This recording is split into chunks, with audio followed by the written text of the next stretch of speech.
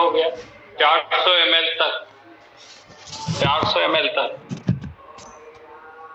जब तक इकट्ठा नहीं होता यूरिन पास करने की टेंडेंसी नहीं डेवलप हो।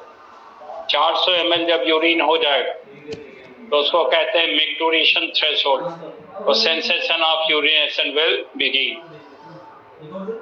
लेकिन अब ये जो एक्सटर्नल स्फिंक्टर है इसको वॉलेंटरली बंद कर दिया जाएगा by the motor impulses coming from cerebrum.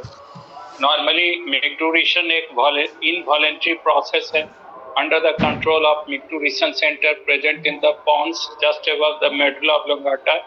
लेकिन अगर थोड़ा बहुत विद समवट वॉलेंटरी कंट्रोल कह सकते हैं, यानी थोड़ा बहुत वॉलेंटरी कंट्रोल है, तो जब 400 से ऊपर होता है और यूरिन पास नहीं करना है तो रोका जा सकता है, लेकिन मैक्सिमम लिमिट है 800।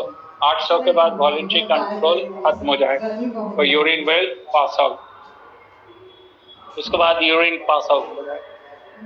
तो अब ये जो वॉलेंटरी कंट्रोल है it is not developed in newborn baby और इन द अर्ली चाइल्डहुड। जो न्यूबॉर्न बेबी है या जो छोटा बच्चा नवजात शिशु है, अभी मान लीजिए 1.5-2 साल तक का है, उसमें वॉलेंटरी कंट्रोल डेवलप नहीं है, इसलिए उसके चाहने ना चाहने से नहीं है और अब यूरिन यहाँ इकट्ठा हो विल पास आउट, उसको रोक नहीं सकता, वॉलेंटरी कंट्रोल नहीं। Voluntary control is also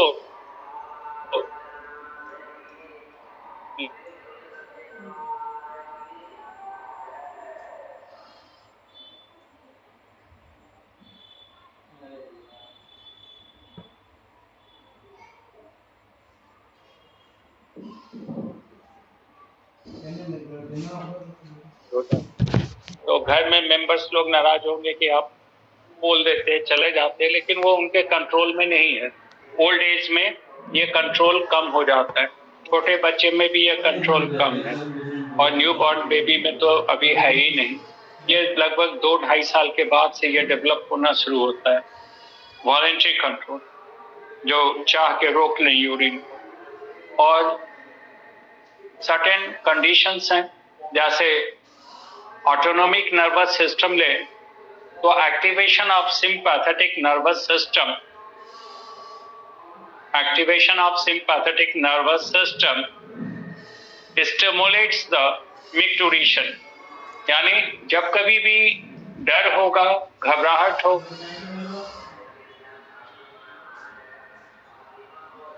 nervous होंगे तो यूरिन पास करने की टेंडेंसी बढ़ जाएगी।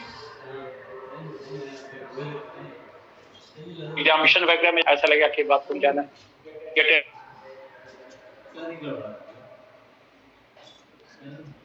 बहुत लोगों को होता है, कुछ भी थोड़ा सा प्रॉब्लम आएगा तो उनको लगेगा कि मिक्टुरेशन टेंडेंसी आ जाती है, तो वो होता है due to sympathetic nervous system. Parasympathetic nervous system जो नॉर्मल कंडीशन में इसका काम है इसको इनहिबिट कर मिक्टुरेशन को, और सिंपैथेटिक नर्वस सिस्टम एक्टिवेट करे, एंटागोनिस्टिक है। उसी तरह जैसे अभी बताया था डायूरेटिक सब्सटेंस टी है, कॉफी है या फिर अल्कोहल कोई ले रहा है तो इन सब, या सिगरेट स्मोक कर रहा है तो उसमें भी मिक्टुरेशन टेंडेंसी बढ़ जाएगी, उसका टेंडेंसी ज्यादा होगा कि यूरिन पास आउट करे। और कभी कभी देखिएगा बहुत डर या घबराहट में भी छोटे बच्चे के बड़े को भी अगर बहुत उसका फिजिकल या मेंटल स्ट्रेस है तो यूरिन में पास आउट, जैसे किसी बच्चे को डांट दिया या बड़े को भी कोई अगर मार रहा है तो यूरिन पास आउट हो सकता है, बिकॉज उस समय उसका एक्टिव हो जाएगा sympathetic nervous system. So these are the factors which control the micturition center or which affect the micturition center. तो ये तो हम लोगों ने डिस्कस किया। अब यूरिनेशन से रिलेटेड या किडनी से रिलेटेड प्रॉब्लम है और उसको सॉर्ट आउट कर, मान लीजिए किडनी अगर ठीक काम नहीं कर रहा, किडनी का काम अगर ठीक नहीं है, डिस्फंक्शन, एबनॉर्मेलिटी आ गया, तो फिर आखिर ऑस्मोरेगुलेशन और यूरिन फॉर्मेशन होगा कैसे? के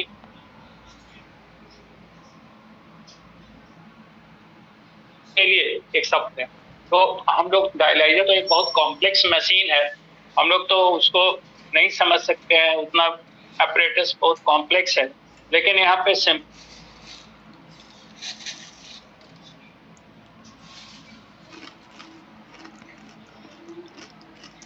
होता है। आप जाइएगा डॉक्टर बनिएगा तो देखिएगा हॉस्पिटल में, लेकिन यहाँ पे इसको हम लोग सिंपली समझ सकते हैं। देखिए, मान लीजिए ये कंटेनर है, इट इज अ डायलाइजर। ये डायलाइजर बना रहे हैं आपको सिंपल समझाने के लिए।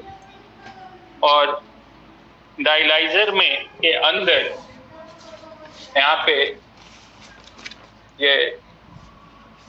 ये है afferent renal arteriole,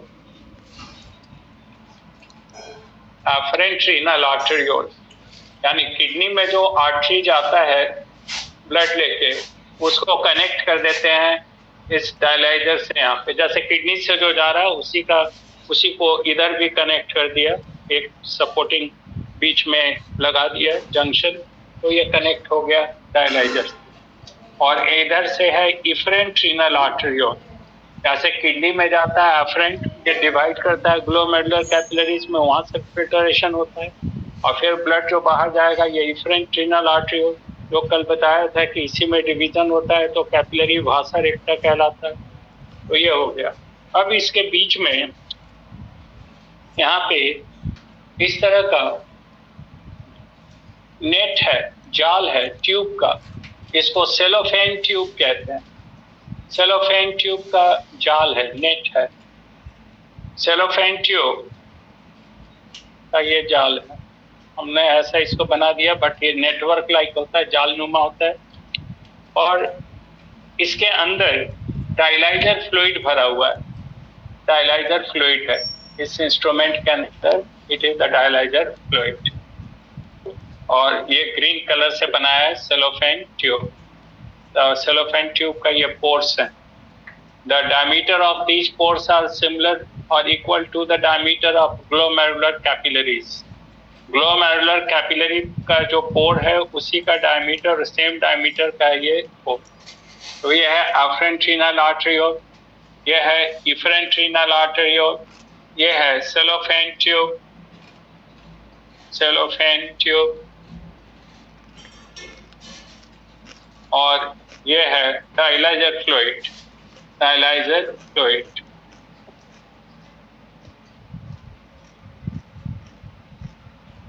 dialyser fluid. अब देखिए सिंपल प्रोसेस क्या है। इधर से ब्लड आ रहा है अफरेंट रीनल आर्टेरियोल, ये लीवर से आ रहा है, इसमें यूरिया का अमाउंट काफी ज्यादा है, इसमें यूरिया बहुत ज्यादा है, इस यूरिया को फिल्टर करना है। तो यहाँ जो डायलाइजर फ्लूइड है इसमें यूरिया का अमाउंट काफी कम होगा, इसमें बहुत कम यूरिया होगा। तो जब ये पास करेगा यहाँ से ये ब्लड, तो इससे यूरिया रिलीज होगा डायलाइजर फ्लूइड में, पोर से यूरिया बाहर आ जाएगा डायलाइजर फ्लूइड में। मान लीजिए कि हम लोग कहते हैं कि ग्लूकोज का 100% एब्जॉर्प्शन होता है, यानी ग्लूकोज ब्लड से बाहर नहीं आना चाहिए।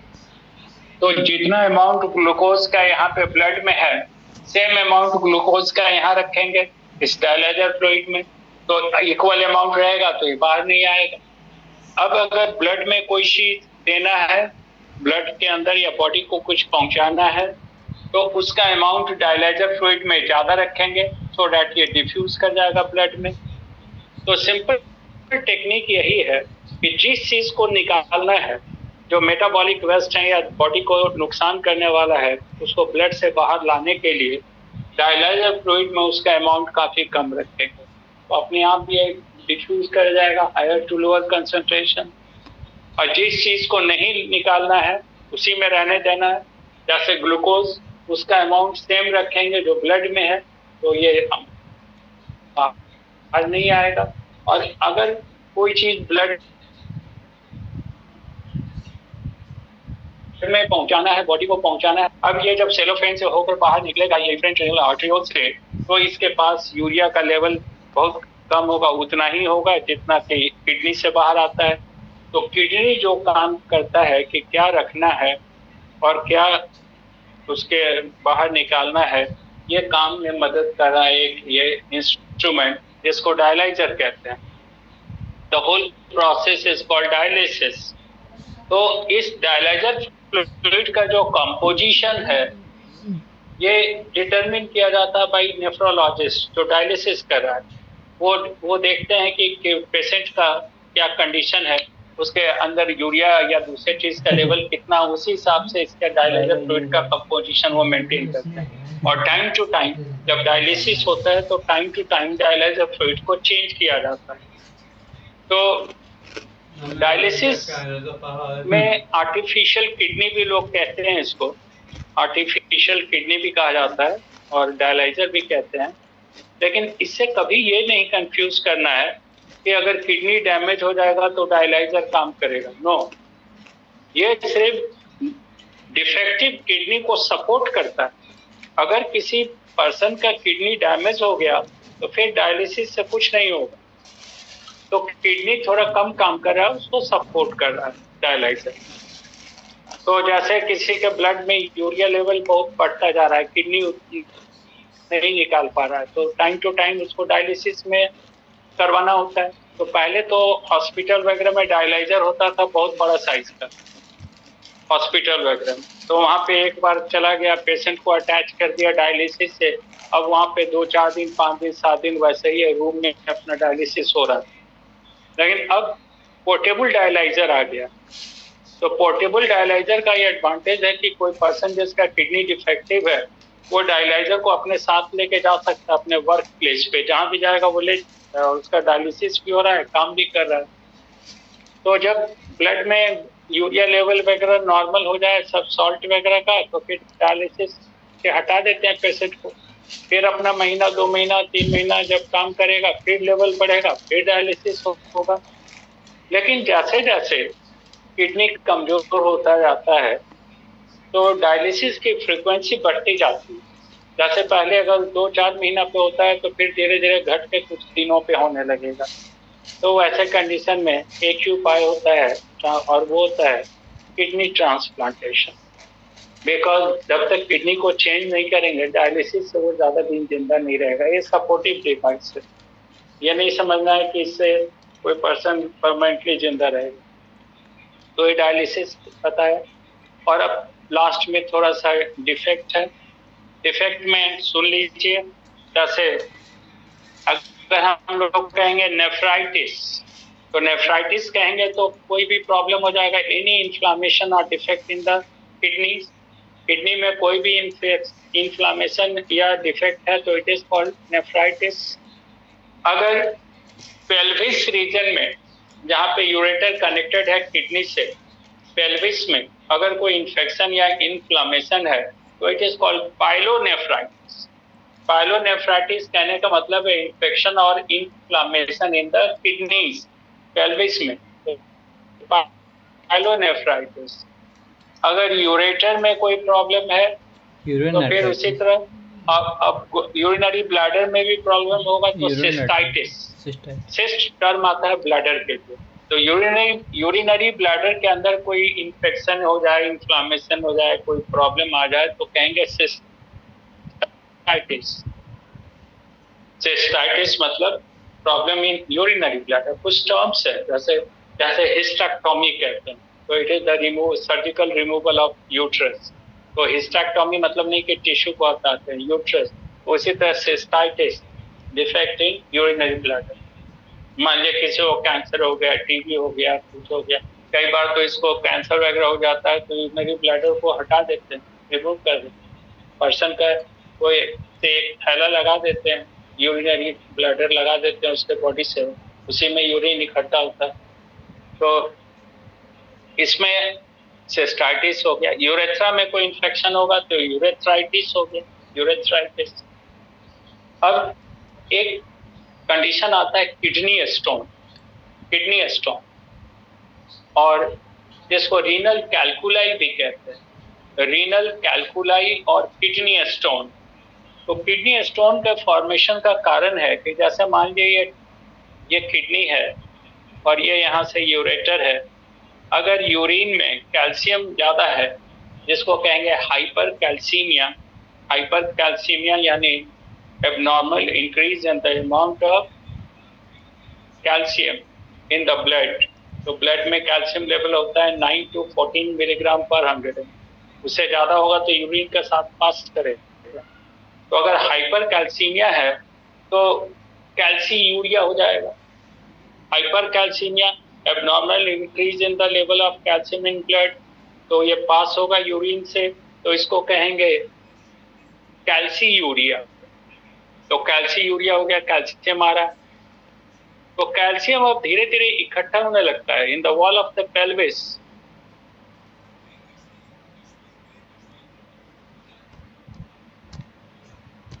सॉलिड होने लगे, इसका परत बनाने लगता है। और फिर जब ये पहुंचता है यूरिनरी ब्लैडर में, तो यहाँ पे ये स्टोन का छोटे छोटे पथरी का रूप ले लेता है, जिसको किडनी स्टोन या रीनल कैल्कुलाई कहेंगे।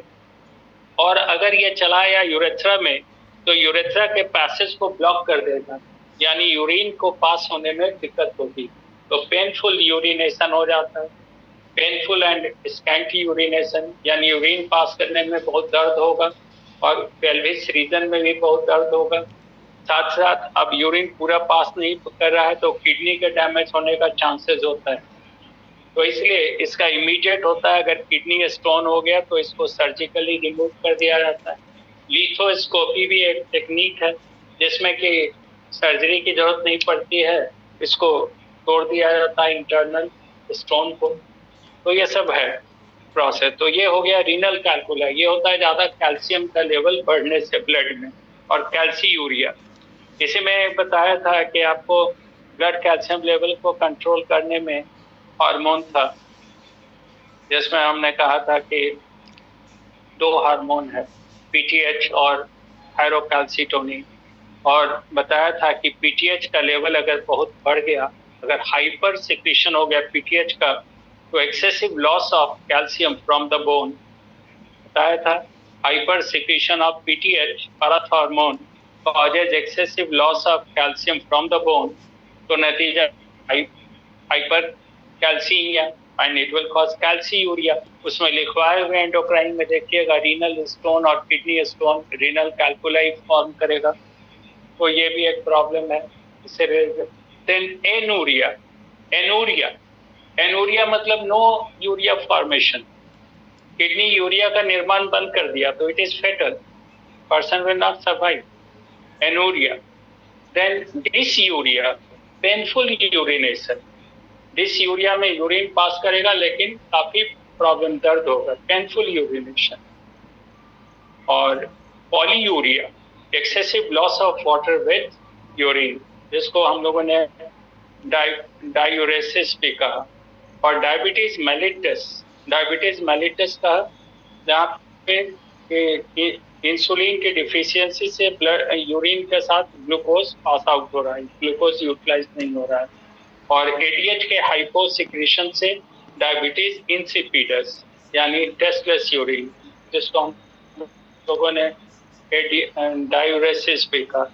तो दीज आर कॉमन प्रॉब्लम्स। और इसको ये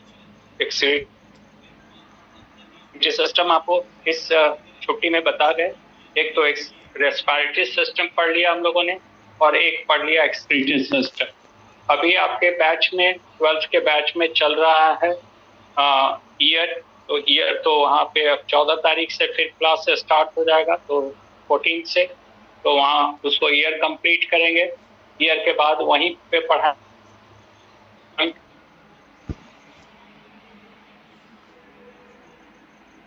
पढ़ाएंगे फ्रॉग का।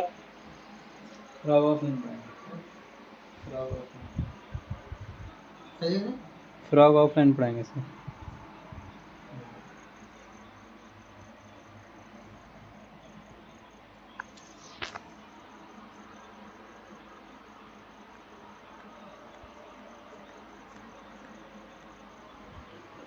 फोर जी पकड़ा था, 5G लेकिन